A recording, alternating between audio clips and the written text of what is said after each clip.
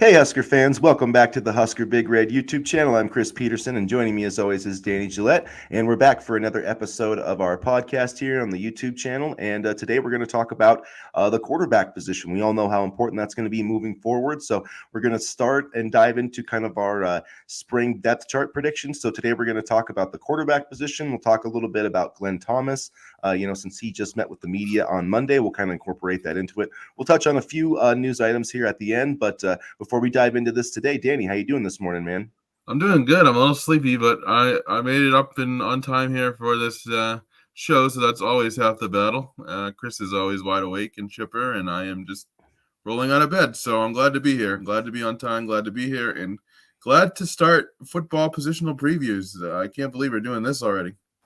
Yeah, it's crazy. It's middle of February. The spring game is 2 months away. Spring practices will be starting next month. Before we get into our breakdown here, make sure if you guys haven't, please like and subscribe and support the channel. We definitely appreciate that. It helps us out, helps our content, get to more Nebraska fans. So please, help us out with that interaction there. On Monday, we got to hear from Glenn Thomas, the new co-offensive coordinator and quarterbacks coach. And I thought that was kind of an illuminating press conference. It's not like he said a lot of things that, were, eye-opening, I guess, but he just seemed very, it was evident that, he trusts Marcus Satterfield, that they all have a strong connection. He talked about how they were, kind of already going back to the old days with the playbook and talking about schematics and things, and just kind of some of his observations. But I liked the way he talked about, making things, black and white for the quarterbacks, making the decisions clear for them, and kind of, narrowing down that, just making the game, simplified for those freshman quarterbacks. And he's had two freshman quarterbacks that have won, conference freshman player of the year, they've been the freshman player of the year in their conference under Glenn Thomas. So I think that's a pretty good sign going forward. What did you think about his introductory press conference? Well, that was very interesting how he gave so much praise to Marcus Satterfield, not because of opinions on Satterfield, but because you always want your quarterbacks coach and your offensive coordinator to be on somewhat of the same page. And the fact that he spoke highly of the offensive coordinator, this quickly, I mean, sure, he's not going to badmouth him in a press conference, but hopefully his comments yesterday translates to a good working relationship. And he sounded very confident in how he spoke about, developing the quarterback position. He said that, he appreciates that Coach Rule lets everybody have a role in the building. And, he said something that was really interesting to me. He said, quote, "It doesn't matter where that idea comes from, who brings it to the table. Let's put the best ideas up front, and then let's sort it out from there and put the best play and game plan we can together." And, that sounds to me like a coach who is not only willing to contribute to the, staff, but also one that is willing to learn. And, I've seen a lot of staffs across college football who were stars in their own right in the coaching ranks. And, I go back, since I cover Miami, to the Miami staff of 2022, where they had Charlie Strong, Josh Gaddis, and, a bunch of other high profile names at the time. And, they were all really good coaches in their own right, but they just didn't gel together as a group. And so to hear Thomas say that he doesn't care where the idea comes from, let's just put all, good ideas up front and sort it out from there. I mean, that tells me he's also willing to collaborate and learn, and that's something that you need as a coaching staff in order to be successful. Heck, I mean, we saw it a little bit with Mark Whipple and Dylan Raiola 2 seasons ago. So I like the fact that he's willing to learn and to collaborate with everybody else in the building, because although it sounds like a no-brainer as something you would do as a coach, that doesn't always happen, during the course of a season or even during spring practices. Yeah, and I think that's why I really like this hire. Is it's just Matt Rule, found the guy that he trusted, that he knows. I mean, he's called Glenn Thomas an elite developer of quarterbacks, and he's done a great job, whether it's been at the pro level, at the college level. He brings a lot of different skill sets, I think, just in terms of a lot of those different he was talking about, those conversations you have with an NFL quarterback or more of a gray area. And I think that's interesting too, because the more that Dylan Raiola, develops here, by the time he's a junior, I think they're going to have some of those conversations. He's going to be into that gray area a little bit. And so I'm excited that, Glenn Thomas can help him get there, that he can coach. He's coached the Charlie Brewers and the PJ Walkers. He's also coached the Matt Ryans of the world. So he knows, how to do it from the ground up, but he also knows how to, kind of supplement the talents of an already great player. And I think that's what a good coach can do. It's they can instill the fundamentals, but they can also take an elite player and still find ways to help them get better, however that looks, giving him little tidbits here or there. So, it's not like Dylan Raiola needs his fundamentals like rebuilt or anything. I mean, it's just about, those little coaching points to help him get just a little bit better every day. And I think that's a good hire, not only for, this team, but, from the Raiola perspective and wanting Dylan to get developed. I think, having an NFL coach, a former NFL coach who's coached guys like Matt Ryan is a really positive thing. And I think it's also really going to help, Daniel Kaelin and Heinrich Haarberg too. I mean, even though Haarberg, I know, is a little less in this conversation, but I still think he's going to find a way to play, as a tight end, maybe as a running quarterback a little bit. But, if Nebraska needs somebody, I mean, he has been there before. So I do think, Glenn Thomas is going to help every quarterback in this room, I guess, to put it into, more a concise statement. Yeah, no, I definitely agree. And, for Harburg, it'll be interesting to see if Thomas helps him work on his throwing motion a little bit. I know it can't get taught, easily within the span of, 6 months or so here, but it'll be interesting to see if Thomas works with Harburg a little bit mechanically to see if, he can kind of just get a little bit more air under the football.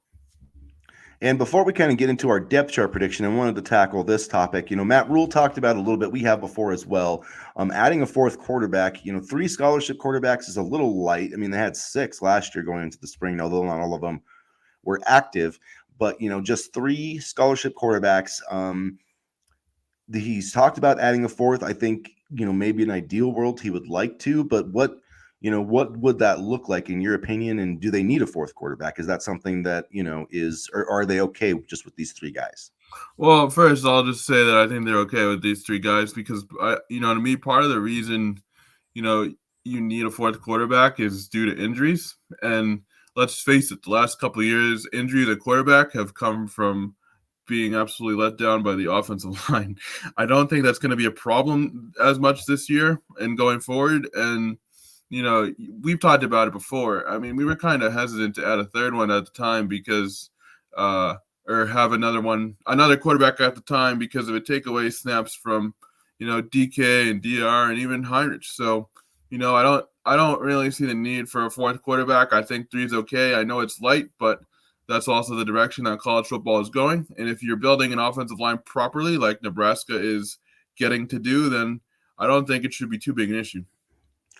Yeah, I agree. I mean, yeah, it'd be ideal to have a fourth quarterback, I guess. If you could have one, I mean, ideally would be, the thing is you want that guy to be like another freshman. And so it's not, I just don't really see it being in the cards because, it's like, how are you going to have another quarterback behind, Raiola and Kaelin, and then you're still going to give snaps to Haarberg. So yeah, it's just, there's not enough reps, I don't think, to go around.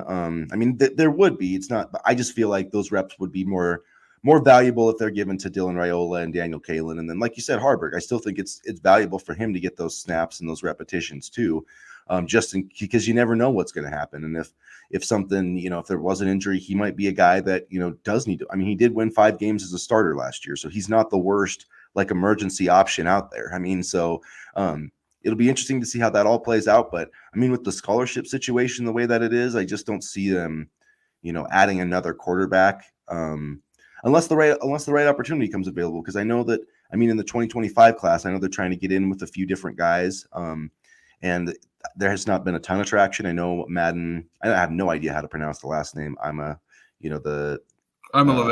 Yeah, Lavea. He's talked about taking a visit, or he pretty much said he was going to visit either for the spring game or for a spring practice. So that's the first, quarterback of the ones that they offered. The Zollers kid, eliminated Nebraska. Yep. So which I was very sad about. yeah. So, I mean, and then they've got the Dylan Duff kid, which I haven't heard much about since, they offered. So, I mean, I'm wondering if maybe there was maybe a kid that was a freshman this year, I'm not. It's just hard for me to see them adding somebody, but I don't know. it It's a would. hard sell. Like, hey, do you want to come sit on the bench and be our fourth quarterback? Like, if a Yeah, kid has a better opportunity elsewhere, then I don't see him coming here. And I think honestly, the fourth quarterback is going to come in the future, and they're going to need to recruit one. I don't think they're going to add one this offseason. I could be wrong. You never know with these guys; they're always recruiting and always trying to cook up something. But I would, let's just say, rather Nebraska tries to get another quarterback as a recruit in a future class.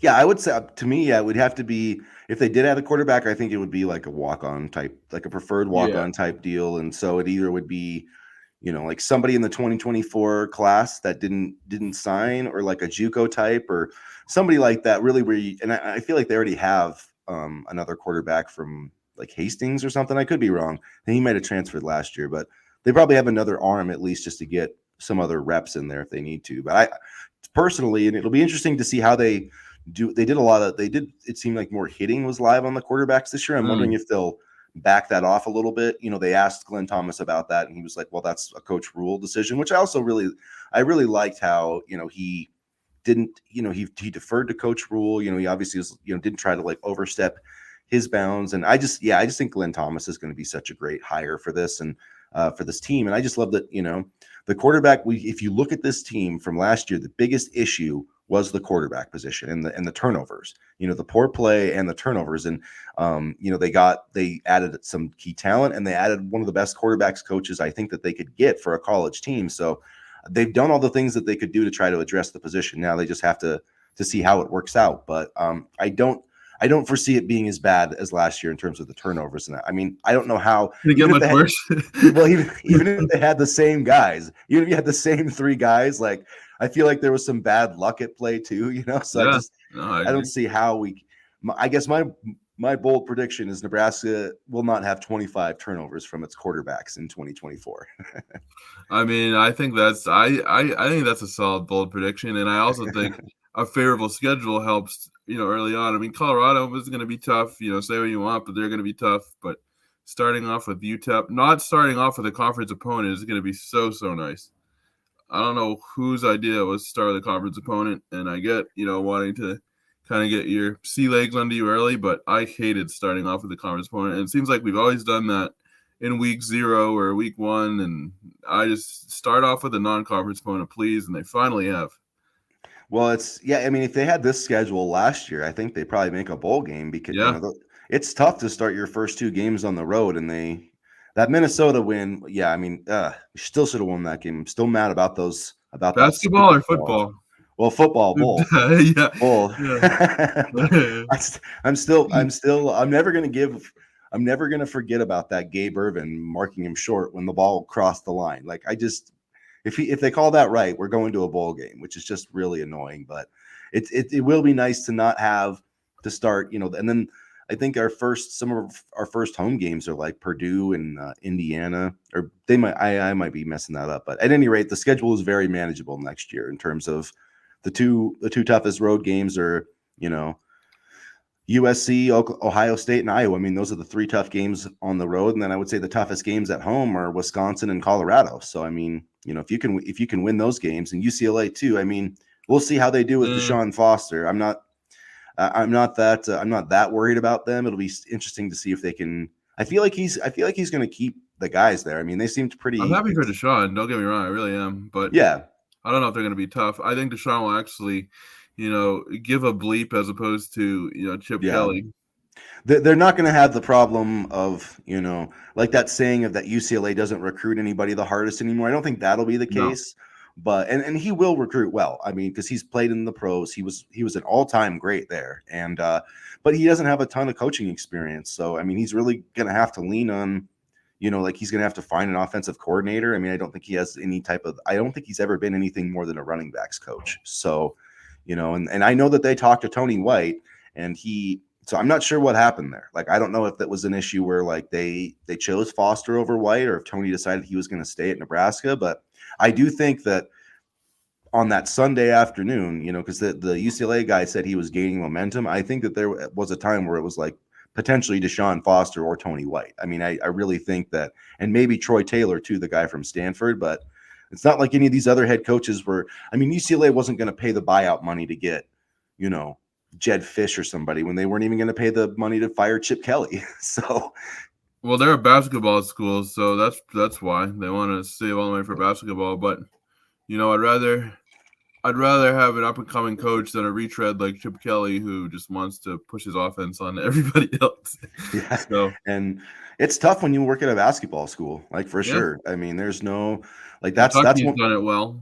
Yeah, Duke's Kentucky. I done mean, okay. North Carolina's done pretty decent. That Drake May. Kansas is getting there, Yeah, but it's not very many of those basketball schools ever hit the big time in college football, and that's because basketball is the priority. It just is. If you're talking Duke, North Carolina, Kansas, UCLA, UConn, I mean, it's basketball country Syracuse. there. Yeah, Well, Syracuse, I mean, they want to be good at football, but although lately the football team's been a little bit better than the basketball team, but we'll see. yeah, it's That's been Syracuse.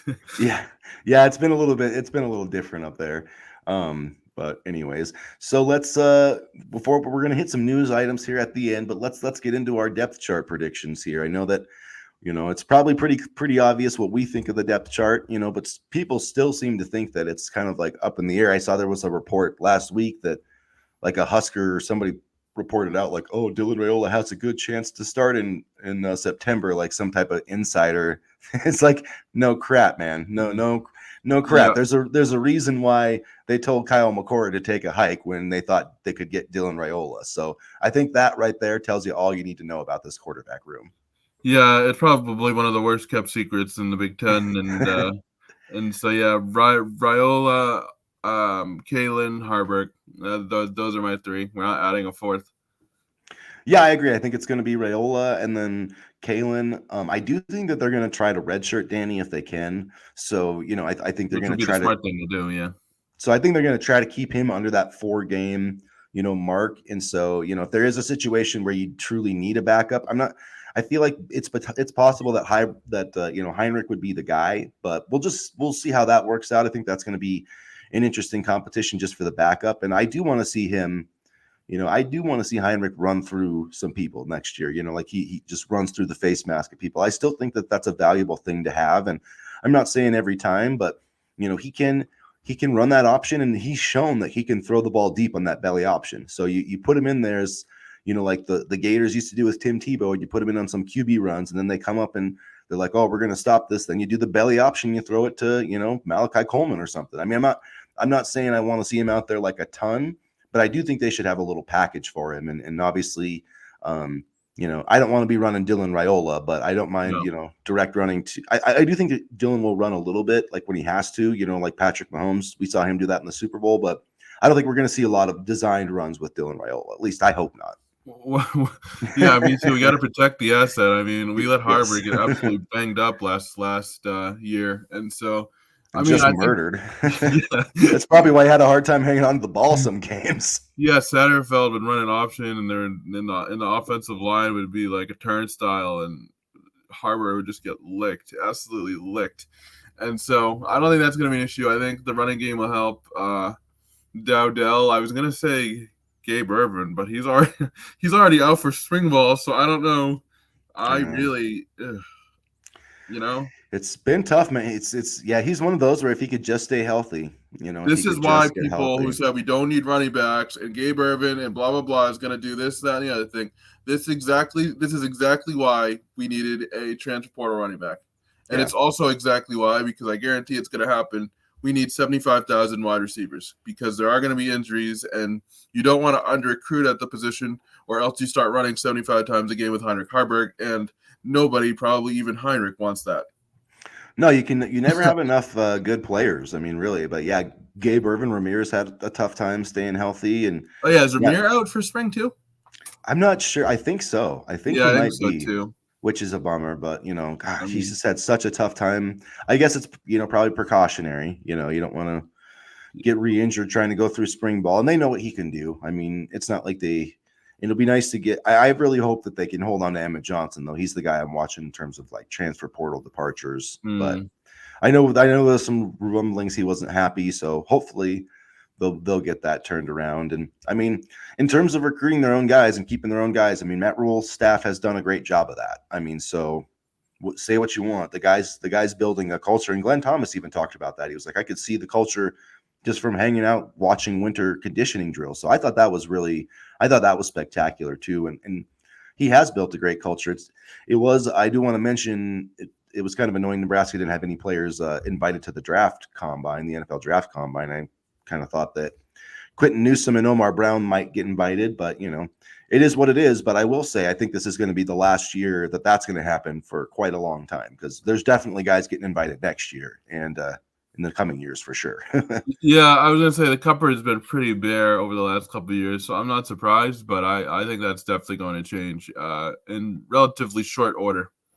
Well, and it also, you had Ty Robinson and Nash stayed, Isaac Gifford. I mean, those are all guys that potentially could have been drafted had they decided to go. But you mentioned those three guys next year. I think they'll all Yeah. probably get invitations. I know some people don't believe this, but I think Thomas Fidone is going to be a draft pick. I think he's going to have a good season this year. And I think Ben Scott is going to be a draft pick, in my opinion, as a center. And, that's at least five guys I could see potentially, some more on the defensive side of the ball. Malcolm Hartzog, he's only going to be a junior this year, but we'll see. I do think there's a lot more pro prospects on this team, though. Mario Buford, Marquez Buford, although Mario hopefully will be one too. But Francois Umamillion, I know that's looking very into the future, but I believe he's going to be yeah, an NFL draft pick. hell yeah, him and Cam Lenhart definitely. Yep, those two, and then I think you Van know, Poppel too. Eventually, I think that dude is definitely going to be an NFL player, and I think Maverick Noonan has a pretty decent shot too, to be honest. and you know what, Keona Wilhite, I Yeah, definitely feel like he's going to be an NFL player, and I don't know 100%. about Fidone yet. It's all about staying. Like, if Gabe Ervin and Thomas Fidone, if they could stay healthy, then I would Yeah. say yes, but it's all about health and not just being healthy, but also producing. And so, although Fidone, if injuries weren't a factor, I definitely believe he would. I don't know if he's shown enough yet to be an NFL draft pick. Maybe he'll really break out next year. And, he definitely has the stature and he definitely has the skill set. It's just about showing enough tape to, teams and putting up big enough numbers to where, you start to get recognized. Because I guarantee if some of these guys were at Alabama, they'd be talked about quite a bit more. Yeah, and with Thomas, I think I really think we're going to see, last year, like we started to see more at the end of the season, him kind of getting healthier, and I think this year we're going to see the real Thomas Fidone. I think he's truly going to, have more confidence in his route running, and the other thing is he's going to have a quarterback who can throw the football to him. I think in a lot of Yeah, those, yeah, a lot of those Good. tight windows across, over the middle of the field, and it would not surprise me if he led Nebraska in receptions. It would not surprise me at all. I don't think about receiving yards, but I definitely see him catching like 40, 50 passes this year. So I think I'm not saying he's going to be like a first round pick or anything, but I think by the end of the season, he's going to be a guy that, is in that draft conversation. I do think he's going to be one of the biggest benefactors from having Dylan Raiola, and that'll be a great relationship, because young quarterbacks, they love to have that safety blanket as a tight end, and I think that Fidone, if he can stay healthy, is going to be a pretty good one this year. He's definitely among my list of like breakout candidates for the 2024 season. I can't wait to see Thomas Fidone and Carter Nelson maybe in a two Yeah, tight end set. That's gonna be awesome. yes, Uh, it will be. but I thought Fidone did well last year, even with the inconsistent quarterback play. He had a connection with Harburg, so I'll be interested to see what he does this year. I think he's gonna have another good year, and I hope he stays healthy all the way through. All right, guys. So before we wrap it up, just a couple of news items to hit. If you didn't see, first off, the tough news about Jordy Ball, the Mm. star, pitcher, tore her ACL down there in Mexico City, so she is going to be out for the season. She is promising to come back for 2025, though, so we will see Jordy Ball in a Husker uniform again. It's just not going to be till next year, which it is a little bit heartbreaking. I feel bad for her. I mean, she got through like 2 innings as a Husker, so that's a bummer, but it is what it is, and thoughts and prayers, and hopefully she gets back to 100% next year. We have terrible, terrible injury luck. It seems a lot in every sport, and Yeah, this one was just another really tough pill to swallow. So I hope she comes back healthy and doesn't rush and takes her time to get where she needs to be. And it was awful news. I hated seeing that the other day. Yeah, it was. I was hoping that it was like I didn't see it because I didn't pay the $25 to watch the Flow softball or whatever. But once I saw, yeah, there was like the softball thing to sign up for. Yeah, it was like $25 for a month to basically get. No thanks. Yeah. So, but at any rate, No thanks for flow, not for Nebraska softball. I just don't like yeah, streaming. it's too expensive. But at any rate, it's a bummer to see that happen. But we wish the best to Jordy. And then just to touch on the bracketology really quick for both Nebraska basketball teams, the men are listed as a 10 seed right now. According to ESPN, they're projected in the Omaha bracket, which would be very interesting.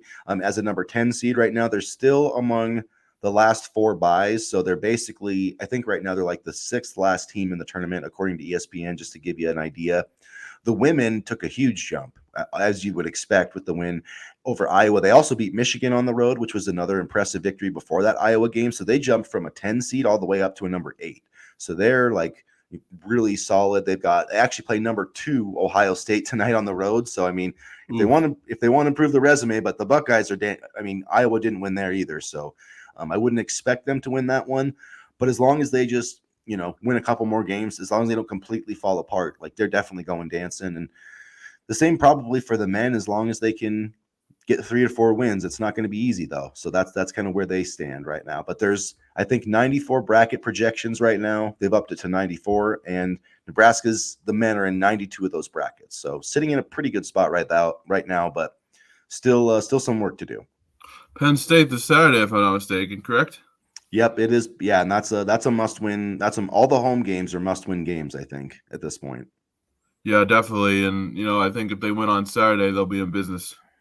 Yeah, I agree. And just they got to get one of those road games. I feel like Michigan, Rutgers, or Michigan, Ohio State, and I'm blanking on what the other one is, but it's a winnable game. I can remember that. So looking at I think it's at Indiana. That's the other one. So I mean, if you get any of those road games, I definitely think Nebraska's a lock to make the tournament as long as they hold serve at home. But I just really have a hard time seeing his team get to 20 or 21 wins and not making the tournament. I could see him maybe in the first 4, but I don't know. I mean, they have left teams out with winning records in the Big Ten before, so we'll see. I'm looking at the Michigan game on the road as maybe one of their first road wins, and because that Michigan team was not impressive at all. I mean, maybe I was missing something, but they weren't really that impressive. Indiana and what's the other one? Ohio State. Those are tough. So yeah, Michigan they will have their point guard, when we play there, so that will be different because he's probably their best player. So I don't know. I do think they should win that game, but that does scare me a little bit. They did beat Wisconsin, and I'm just like worried that they're going to be a little everybody's overconfident. beating Wisconsin, so I don't know. Yeah, that's true. But it goes back to the point that every Big Ten game is tough to win on the road, especially. And I think we've seen that just in conference. I mean, look at Kansas; they've lost their last 2 games on the road. So it's not like it's just Nebraska who's struggling to win games on the road. Even the best teams in college basketball, but got to find a way to get that done. But at least they got a few days off. There is Nebraska women's basketball tonight, but other than that, kind of a slow week for the Huskers. Baseball is starting up on Friday, I believe, will be the first pitch of the baseball season. So big year for Will Bolt and company. It is a big year. He's got to get this program to the NCAA tournament. They should have made it last year, and last year was to have the hitting power that they had, the offense, and to not make it. I mean, that was disappointing. So absolutely, and you gotta have the pitching to go along with it. Maybe even more than the hitting. When Nebraska could just never put 2 and 2 together at the same time, it seemed last year. Yep. So we'll have some more on that. We'll be we'll probably put together some previews for HuskerBigRed.com coming up for the baseball season. So check us out there, you guys. Make sure that you like and subscribe so you don't miss any of our future content. And join us again this weekend for one of our Husker chats on Saturday. And as always, go Big Red. Go Big Red.